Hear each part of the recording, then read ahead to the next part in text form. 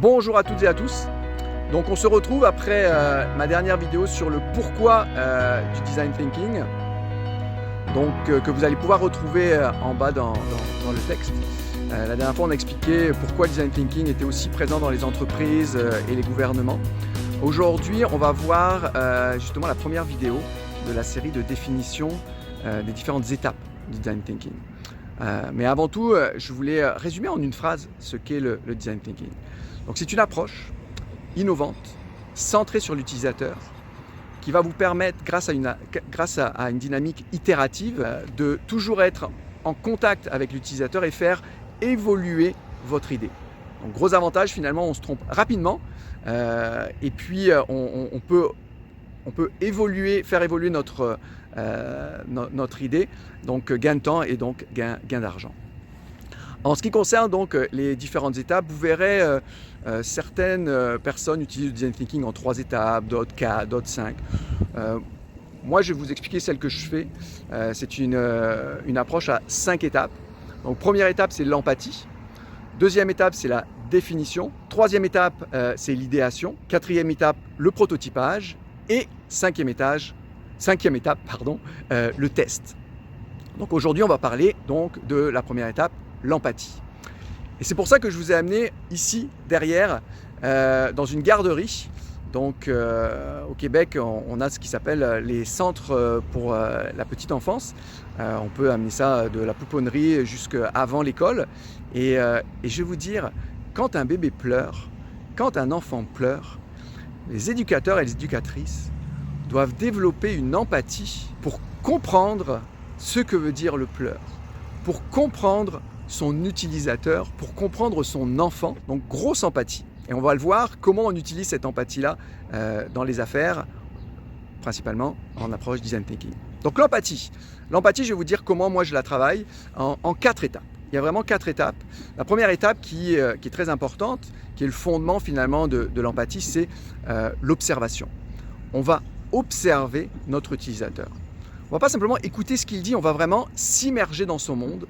On va essayer de l'observer sans porter de jugement, sans porter de biais, quoi qu'il en soit, de présupposition, de dire « Ah oui, mais fais ça pour telle raison ». Non, non, non, non. On l'observe. On l'observe, on essaie de comprendre son comportement. On peut parler d'ethnographie, hein. Donc on observe nos consommateurs. Je vais vous donner un exemple. Dans un de mes ateliers, j'étais en train de faire une approche design thinking pour un jeu. Et finalement, au lieu de voir comment se comportaient les gens avec ce jeu, j'ai simplement observé les gens en train de jouer. En général, surtout, n'importe quel jeu. Pour comprendre leur dynamique, pour comprendre leur psychologie de jeu, pour ensuite, justement, analyser quel est le comportement des gens face au jeu et donc de mettre vraiment dans leur basket, comme on dit. La deuxième, ensuite, c'est les tendances. Là, on est plus dans le macro, les tendances consommateurs. Donc, il y a des compagnies comme TradeWatching, je vais vous mettre le lien en bas, qui font des rapports annuels ou qui donnent des exemples tout au long de l'année.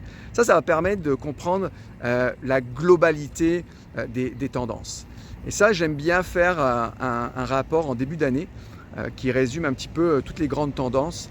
Et pour cela, c'est très très efficace puisqu'à chaque projet d'innovation, eh bien, je garde en tête mes grands axes de comportement et ça aide beaucoup. Ensuite, la troisième étape, c'est le quantitatif.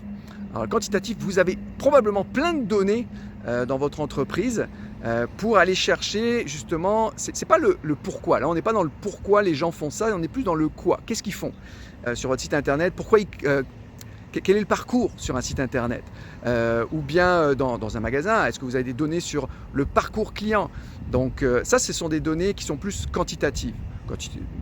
Données de vente aussi si vous voulez, mais vraiment aller capter tout ce qui est en lien avec votre défi, votre problématique pour aller vraiment capter la donnée. Donc d'un côté on a du quali, d'un côté on a du macro avec les tendances et puis ensuite on a du quanti, la donnée.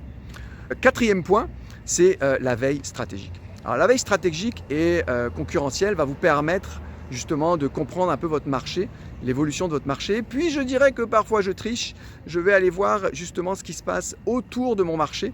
Comme vous avez pu voir lors de la dernière vidéo, le marché oui, mais il y a beaucoup d'acteurs qui viennent de l'extérieur du marché.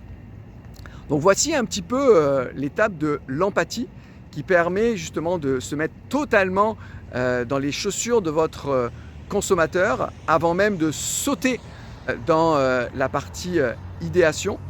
Donc voilà un petit peu le résumé. Je vous donne rendez-vous dans la prochaine vidéo. On va parler de la définition. Une fois qu'on a toutes ces données-là, qu'est-ce qu'on en fait?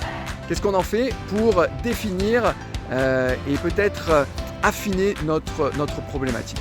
N'hésitez pas à mettre des commentaires en bas. N'hésitez pas à liker la vidéo si vous la trouvez intéressante. Et puis, bien entendu, je vous donne rendez-vous à la prochaine vidéo pour parler de la partie définition. Salut, bye bye.